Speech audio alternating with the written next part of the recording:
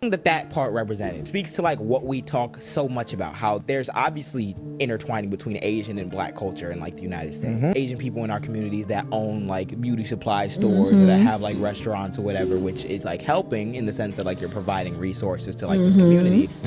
But when it comes to an issue within the Black community, when it comes to our lives being on the line, they not with our you. safety, when it comes to the demons at the door, when it comes to the demon at the door, come to the door and start speaking your language. That part of the show is so genius. It's when the vampires or the white people come to the door and the dude starts speaking Mandarin, saying, "Oh, it's better over here. You don't gotta be with like the Black people, or whatever." X, Y, Z. What is that? That is the white man like sweet talking to Asian people, which is exactly what the fuck happened during the affirmative action shit. They literally took Asian people, weaponized and said, "Damn, y'all not getting into these schools. That's why we got to get diversity programs the fuck out of here." They will convince you that you're not suffering from the same like discrimination, the same racist ass views they have about you by speaking your language, by talking you up, by making you feel confident. I remember there was one part that I could never get out of my head. I ain't even gonna lie. And I ain't gonna hold you. I do appreciate this part about it because it really made me realize, because I noticed it about the small hats, but I never noticed it really about the Chinese. Because I always was like, why is it that these groups of people always, like the small hats will always live and build their communities in spaces where Black people exist, but Chinese people always set up shop in places where Black people exist. There is a history to that too. There is, and I ended up seeing that in one of the reels about the video. So basically, that actual family that's in the video in the movie, I guess they were named Chow or whatever. They were an actual family that actually existed, and so the fact that it was like, yeah, white people wasn't gonna buy from like in the movie the white people was buying from them, but the historical part about it is that they wouldn't, and so they would sell to Black people because that's an available market for them. So it's just so convenient how the same thing is to be said of Chinese people, or nowadays here too, to where if you think about it, I don't really know if there's like a bajillion Chinese restaurants in white neighborhoods. They may have one, but not like how Black people, like, I know for me, I can walk to at least like physically, like walk to at least 4 different Chinese. There's like 3 up the block. Like I could walk to like at least 4 Chinese restaurants and a Chinese supermarket. That's how many there are in my neighborhood. Beauty supply store is a little different because I have 1 Asian, 1 Indian, and 1 two Spanish. Yeah. But so yeah, they don't really have the beauty supply industry on lock in New York like they used to. But low key, Chinese restaurants, they're flooded. They're flooded. So, I mean, I appreciate it. I appreciate the history. I appreciate the nuggets. Yeah, so many nuggets in this film that she was so quick to say, let's go at first to her husband. But when the tables turned, she wanted their help to join her fight. Not to mention, she is the one who gave the needed invite. And she was the one who forced him out there in the first place. Had she just chilled, they could have all just stayed in the crib, in the house, in the barn together. Be cautious on inviting others to the cookout just because of business relations or surface presented kindness. It can open the gates to others entering with the only agenda to destroy and conquer. Absolutely. No, well, what it basically is assimilation. Yeah. Like with Asians, small hats, and the poor whites, basically. Yeah. Also, notice how when it did affect her and her family was involved, she wanted them to go help and save her daughter. She even tried to pressure Stacks by teasing him with that soldier boy line. They love trying to instigate and incite us into doing something when it's convenient for them. But when we needed them, they leave us hanging. Not to mention, she was the one who jeopardized the rest of them by inviting them in. She mostly got everyone that was left killed when all they had to do was wait it out at that point. Well, I can't say that because her daughter was left. Her daughter was left alone. Yeah. And I get it. I don't understand how, it's a tough. She should have just sacrificed herself. I think that's the only thing I could see. Is she should have just listened to them and just sacrificed herself and went about her business. The fact that she purposefully invited them in to make it so that all the black people had to help her fight, I think that was whack. That was whack as hell. You want to save your daughter? Go be one of them and protect your daughter. Keep them away from your daughter. But to invite all of us to have to die because you lost or are about to, because who was to say that the vampires wasn't going to kill all of them and then still go kill your daughter? So now we all got to die with y'all for what? You wasn't ready. You wasn't about to try to die with us. Yeah, that's facts. And this is why I don't want all of this black trauma in my art, because I don't want to have to be angry at people for this, like being woke to the things that people have done and the ways that it still manifests today. I don't want to walk around being angry at people. I mean, granted, A lot of people don't know this history too. They don't, and it ought to be. These are the reminders of, yeah, these people are cool with you, but hey, remember. And some people be needing that warning, because a lot of people be, you know, I've never been one with the tokenism, but a lot of people be liking to play token, and you got to remember these people ain't for you. But yeah, look at, like, why is it all of these paragraph long comments? It's the internet. I don't know. I think anyone in that situation would have done the same. No, sacrifice yourself. I think she's just the character with the child. If Smoke and Annie Baby was alive, one of them was alive, one of them wouldn't have ever even been there. And if both were, then definitely would have been trying to leave. The actor who played Grace asked Ryan to put the flashback scene back into the film. Yeah, I didn't like that either. So that whole part of her seeing her kid and seeing the husband and all of that, like that little scene where it was supposed to symbolize what she was thinking about. Mm-hmm. She had to ask him to put that back in the movie, basically because she's trying to cover her ass and she don't want people to hate her. That's basically because she's like, yo, without that scene, Grace looks like a cunt. And yeah, I'm not trying to have to get hate mail and blah, blah, blah. Of course, that's what she was worried about. You know it. As So she asked for him to put it back, and he obliged. Even that pisses me off. Even that pisses me off. Because why you need to protect yourself from hate mail? You know that's fucked up. You could have just go kill yourself. You could have walked outside and let your husband turn you. You did not have to include them people. But because you want to be in your feelings, like, never mind. You see what I mean? This is why I can't do this. I'm not mature enough. I can't do this. Let's get to the next rule. Yeah, I can't do this. This one was a good one. I liked his breakdown.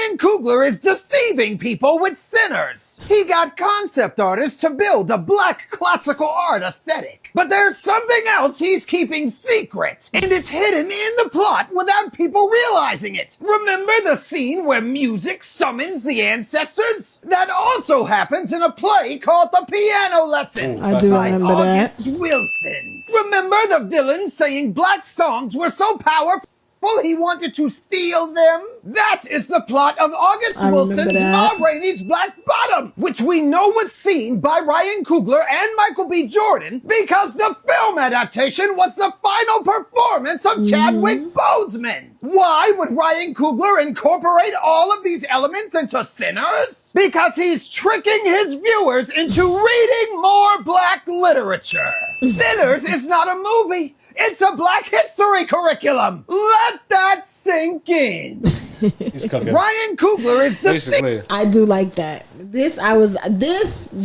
glad to see, because I do remember when this photo went viral and they were showing it, and I was like, yeah, that's pretty dope. But the connection to each of those books definitely was a good look. So again, like I said, I get it wholeheartedly.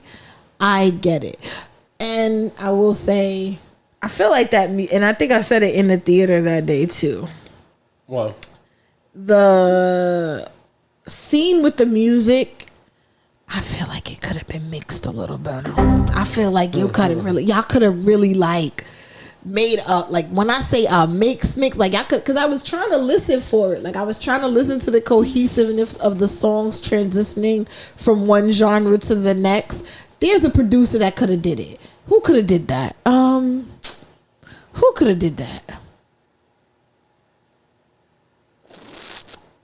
I'm drawing a blank. But I feel like somebody could have did it to where that could have been its own little moment. Because, I mean, it was a long-ass scene.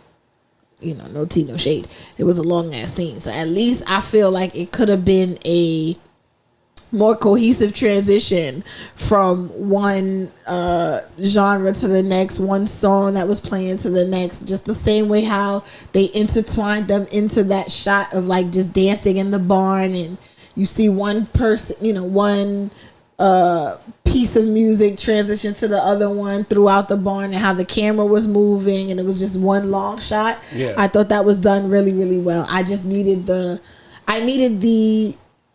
acoustics or the audio, whatever. I just needed the sound to match what he was able to do with the sight. That's all. But either way, I did appreciate that, and this was a great what you call it. And I feel like I may have to visit that last movie, because I've definitely seen Piano Lesson. I've seen Ma Rainey's Black Bottom. And because I thought it was a funny name, but I may have to read the book just cause, or at least listen to the audio book, because I don't know if I could really sit there and read the whole book. But I would at least listen to it. I did also see this. I don't know how true this may be. Getting an entire cinematic universe because I don't know we how are I getting feel 6 about more that. movies. Oh, this is bullshit. So this post just popped up saying who did this, showing 6 more movies following the original movie that we already got. The second movie is going to be... Because I low-key feel like this is too much. Like, I don't care what he's saying, but I feel like this is too much. And then none of this doesn't even sound good. Tears of Sinners, Fields of Sinners. This sounds stupid. But I'm just like, who thought of this?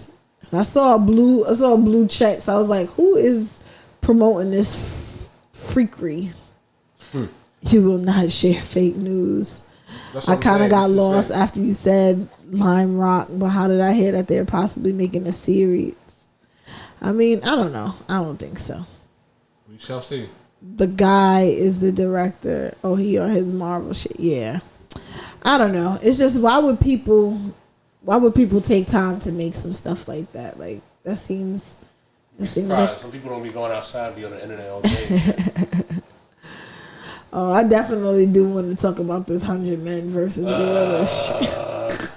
I do. Anyways. I do. Because if it's one thing you niggas ain't going to be short of, it's going to be audacity. Affects your decision making. It was heavily explored in the 2 love interests in Sinners. Spoilers if you haven't seen the film. The Smokestack twins have very different partners, which makes sense because even though they're identical, their personality and experiences are so very different.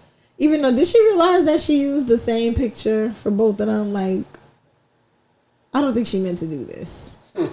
But, yeah, I did like the fact that, yeah, Kugler worked too hard to separate the two for you to use the same picture for both of them. But yeah. As I mentioned in my last video, the way that they approach life is totally different, and it's reflected here. Jack falls in love with his white passing childhood friend who is spontaneous and fiery and reckless. And while Mary is considered a black woman in the town that she grew up, Jack pushed her to move and marry a white man and become a white woman, and she did it. It's clear through Mary's actions throughout the film that not only has she forgotten the dangers of being black, her proximity to whiteness has always afforded her luxuries that her contemporaries didn't get. Mary is hard-headed to the point of danger to everyone in that building. She grew up black, but she didn't understand the dangers of not only the white people at the door, but also what the repercussions of her coming to that door would mean for her friends. It was clear to me that from a very young age, Mary got to do whatever she wanted. Yes, she probably experienced racism in her town, not enough for her to be afraid. Whatever fear was instilled in her childhood was gone the moment she moved to Arkansas. Because this ally, this woman who who had no racism or ill intent towards black people continuously put her black counterparts in danger because she thought the rules that they were stating to her were dumb. There's nothing more dangerous than a white ally activated by the unfairness of oppression. That's not to say that she didn't care for Stack. Clearly they were in love and she was angry. But their relationship was such a stark difference from Annie and Smokes. Annie, who's a dark-skinned plus-size black woman who never had the option to choose to be white, chose the role of provider. Not only did she give the protection that ultimately saved Smoke's life, she was the source of information to help them fight these vampires. Even cooked the catfish that everybody was eating, working behind the table, doing everything possible. Annie was at the party working and Mary was at the party dancing. The only time Annie wanted to help is if it involved money or action. Black women are often forced into a mammy type role in which we're supposed to provide and love and care. Mary brought destruction and ultimately solitude. Annie brought protection and ultimately sanctuary. It makes sense that people initially thought that Annie was not a love interest because colorism and its depiction of film will always have the lighter skinned woman as a love interest and will mammify or desexualize plus size and dark skinned women. And this is something I touch on in my full review. When the movie was initially marketed, it seemed like Haley Steinfeld was the only love interest. There was a moment that I thought that there was a love triangle. It wasn't until the film just was about to release that we got this poster. And I definitely think that plays into marketability and the perception of black women in this space. But tell me, what were your thoughts on these two women? Let me know in my comments below. Please be sure to check out my full review because I break down this way more. Let's talk. And I want to say I do appreciate you for introducing me to her content because she's definitely, like, when I seen this, I was like, oh, I wasn't even thinking about that really. Yeah, but I do appreciate her take on this particular topic because it is really true. I did hear a lot of the talk about, I don't remember, and I hate that I don't remember the dark-skinned woman's name. Damn, what is her name? It should be in here. Ooh, I don't know how to say that. What's the name? I feel like I want to know how to say her name, and I don't want to. Want me? I don't. Ooh. I mean, that works too. Oh, want me. None of these look like videos. I need a video. Where's a video? Because I need to hear someone say her name. Why are all of these photos? What the hell? Oh, this might be a video. Nope. Oh. It's not. Well, her, yeah. She did her thing. I appreciate her her contribution. And I will say, someone else in another review pointed it out, the fact that when she spoke, no one challenged her. And I thought that was a important thing to recognize. Like when she was saying, like the things that she was saying as far as like, oh, you got to accept everybody's money because you do want this place to be for them. While the other one is running around talking about, oh, well, let's go get these white people money. Since we got to accept everybody money, we might as well accept their money too. And caused all of the problems. And then when she started questioning when shit was happening and she was like, yeah, listen, this is a hate or this is a vampire or we need to do this. We gonna eat this garlic, da-da-da-da. Nobody challenged her. And I thought that was important, not just to say, oh, what am I trying to say here? Like the leadership of a black woman is respected in that context. Bingo. Yep. Because it's like it would have been so easy for them to want to argue. Like when old girl didn't want to eat the garlic, like it could have been so easy for everybody to you know what I mean? But niggas made it like, no, this woman said, eat this garlic, bitch, eat the garlic. We not telling you twice. So you want to live or die? Listen, real easy. She was like, "Wait a minute, why you can't come in the barn? Why you need us to invite you in the barn?" And she caught on quick. Why you need us to invite you in the barn? What's going on? For real. And the fact that everybody else was like, "Yeah, what do you need?" Nobody tried to be like, "Well, nobody made no excuses," and I think that's important for sure. But I mean, people been talking about the lines from this movie.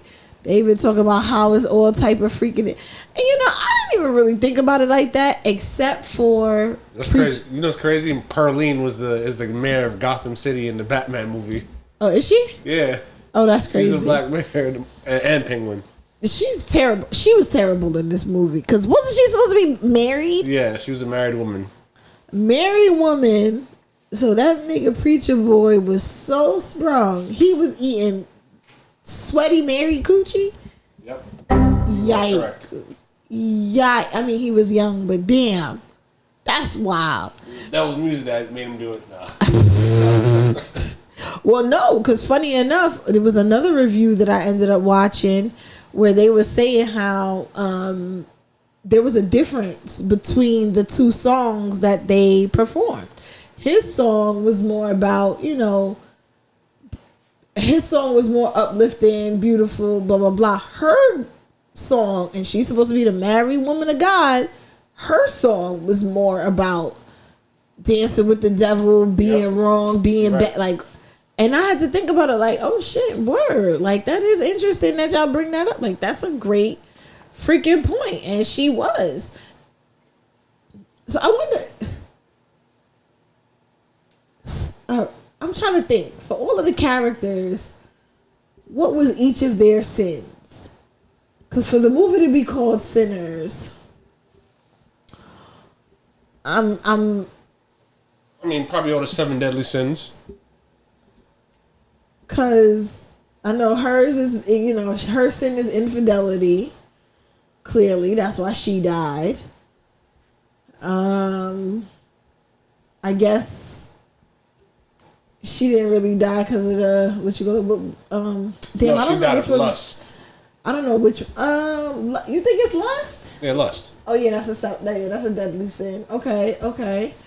So who would have been greed? Mary. Oh, the brother. Mary's greed. Who would have been gluttony? What was gluttony again? Overfeeding yourself or overindulging. Either the old piano dude or the dude that was watching the front door of the barn. Okay. Who was wrath or rage? The smoker stack. Okay. I like this. All right. Damn. Gluttony, greed, lust, wrath. Why am I blanking on the other 3? Why? I should know this. I'm not sure if it was wrath.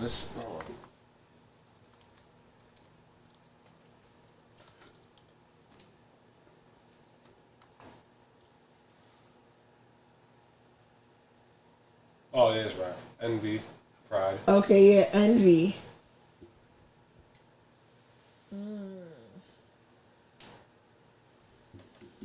That could have been the old what you call a nigga, the one that they picked up, the old dude, the musician. They call him playing. He was playing the harmonica, but they picked him up to play, I think, the piano. Yeah, him. Yeah, could be envy. It could be him, yeah. Or who would be sloth? That's laziness. Dude at the door. But we said he was gluttony. Yeah. Or he could be. So he could be gluttony, could be sloth. Oh, who would be pride? The twins. Well, yeah, it may not be an actual 1-to-1, but just the idea that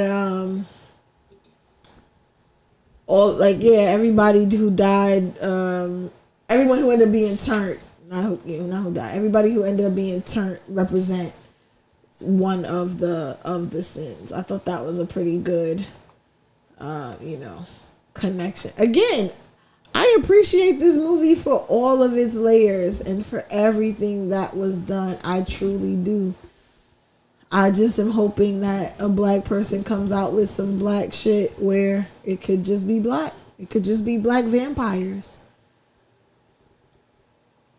Unless you sound like you want a Blade movie. I mean, I think I do. Like, I want something, and I think that's why I liked Nope so much, because it just was such a random sci-fi occurrence that just happened to these random black people in the middle of nowhere. And I think the only, blackly black thing about Nope was that the father, before he died in the beginning, the father was the first black man to work on the set of a motion picture, because that was the whole history behind the horse. Like, the father was the rancher who provided the horse in the very first motion picture. I thought that was a dope concept to add in there, or a dope, feature to add in there. But the whole movie wasn't surrounded by that. And so I can appreciate that for what it was a sci-fi thriller, I guess, where it's just these two black kids fighting against this unidentified flying object. And I think that is something that we need. We don't always need to have all of these.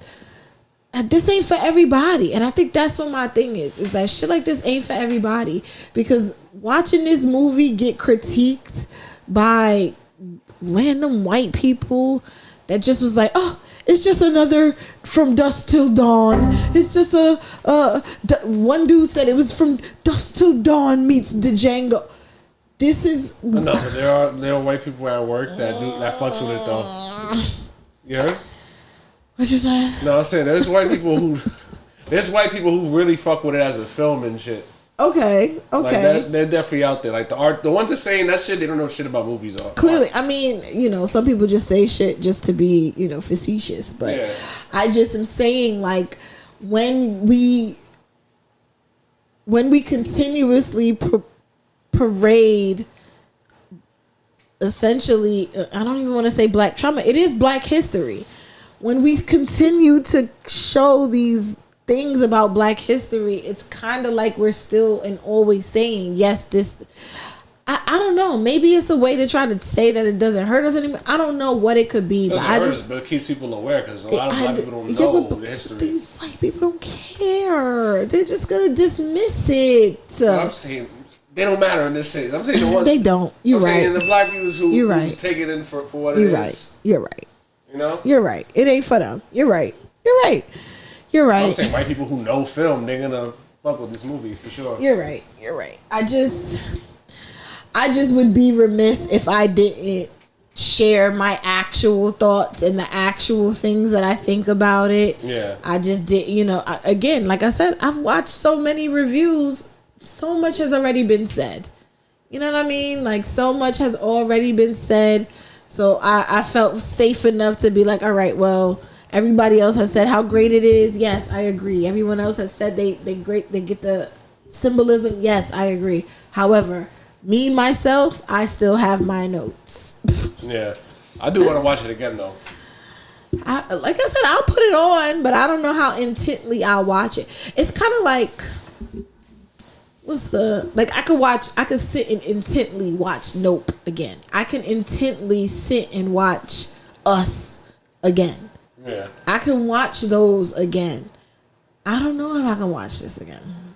I don't know. And maybe I'm just chatting shit. I don't know. It could just be that. That remains to be seen then. Yeah, it's just that.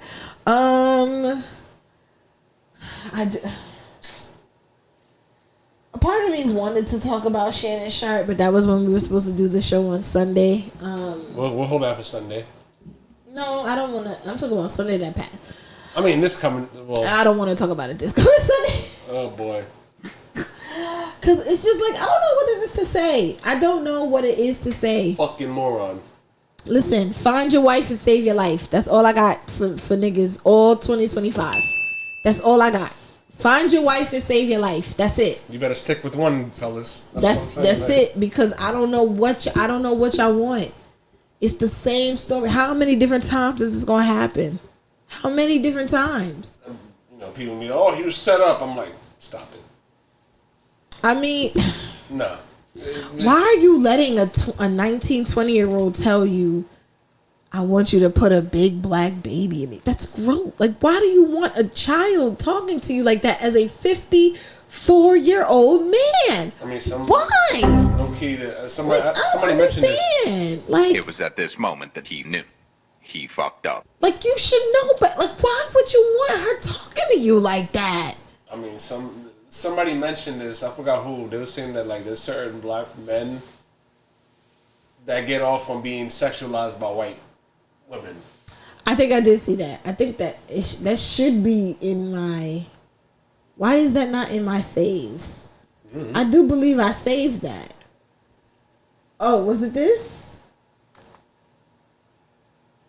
I'm not done with you. I'm not with you. I just can't get over. I want you to put a big black baby in me. Yes. That's what you like? Yes. That is exactly what we like. That's what we've always liked. In all honesty, if I date a white woman and she doesn't say something like that to me, I ain't gonna date her any longer. I can tell with your light skin ass that might hurt your feelings, but the rest of us like that. I don't wanna wait for our lives to be over. I just. Hypothetically speaking, I would not want no white woman tell me that shit. I am so disgusted.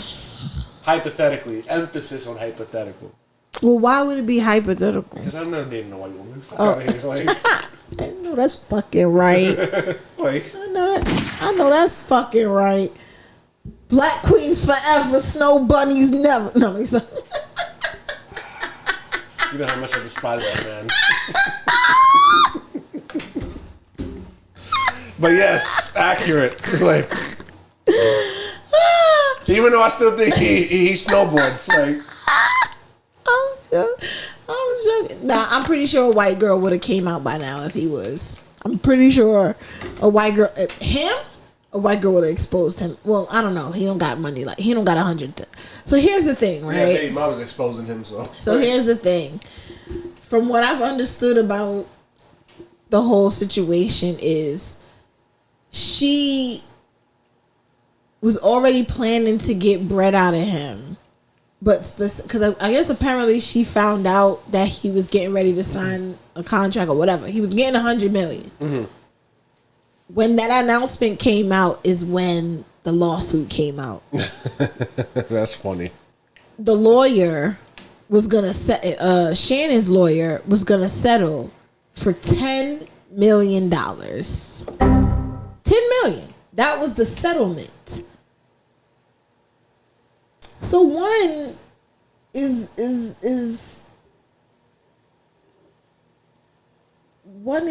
to ask, how bad are some of these other messages? Why 10 million was your settlement?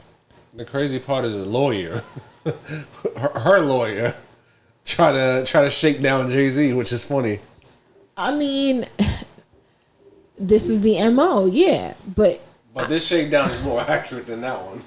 Right. And so to me, I'm just like, she really, well, not even she, but her lawyer was really about to get her half of his sign up, like half of his contract, which is crazy to me. Yeah, that's wild. Because I could have sworn, according to all the red pill niggas, women can only get half if they're married to you. You know, that was in my head actually, which is crazy. So I'm just a little concerned on how this is going on, and they don't got nothing to say. Bruh. They're not saying anything. Like I have not heard a peep out of any of the red pill niggas. And I can't say that they're not thinking about them because they're, because he's black or whatever, because when Drewski was allegedly dating Ruby Rose, they was jumping all on that. Oh, he's dumb. She's a 304. Da, da, da, da. Y'all, they were so quick to want to talk on. And Drewski is even more minuscule than a Shannon Sharp, respectfully. Yeah, I mean, Shannon Sharp's a NFL Hall of Famer. So, yeah. So, the fact that y'all was so invested in Drewski, where's the commentary on Shannon? You set up. You got set up. And then on top of that, the other part is the whole older man, younger woman. They get with these women because these women are supposed to be better wives. But you wasn't trying to marry that 19-year-old girl. You definitely wasn't. You wasn't trying to settle down. You was touching on somebody's daughter. I went through her first year in college. Can you imagine? This so disgusting. And you're nearing 60. Like, come on. So it just is so interesting to me that all of the things that, and I won't even just put it on Red Pill because Red Pill is dying, so we can stop mentioning them. But I'm just gonna say men in general. All of the things that men that are trying to tell women what they should and shouldn't accept, they don't have nothing to say other than, oh, she ain't shit, she ain't shit. So y'all don't have nothing to say about this man and his decisions. Shannon Sharp is a multi-millionaire. He can literally, or he should be able to literally have any woman be grateful to cook, clean, and shut the hell up for him. Why is he tricking off on little white girls talking about some $25K each cheek? Asking you to put a big black baby in me. It's crazy. All the clues was literally there. And he was warned. He was warned. He was warned by Kat. He was warned by Monique. He was even warned by Ocho. That shit came out and blew my mind. He trying to convince Ocho Cinco. Oh, these young girls, they gonna give it to you. They gonna. I want me some Be Nasty. How many times? And I don't know what it is with black men not understanding there is life and death. The power of life and death is in the tongue. You gonna call this shit on you trying to front and stunt. You calling these things on you, bro. You're calling these things on you. You getting on the internet saying this shit and it's catching up to you. Y'all gotta chill. Y'all gotta chill. Y'all gotta stop getting in front of these mics and just saying stuff thinking you entertaining people. Whole time you damning your life. You gotta chill. You got to chill. But men won't listen. Find your wife and save your life. I don't know. Y'all gotta do it. Y'all gotta do it. Y'all gotta do it. It's getting bad out here. It's getting bad. And I don't feel bad. Well, it's getting bad, but I don't feel bad. I don't feel bad at all. She deserves whatever she gets out of him. She deserves it. Oh, I love this. So it's these kids. You never been here before? They've been going viral. I love everything about this.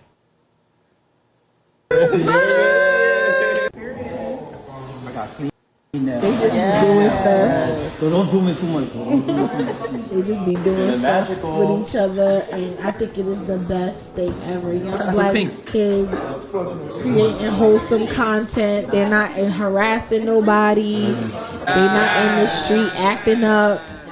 They just be trying different shit.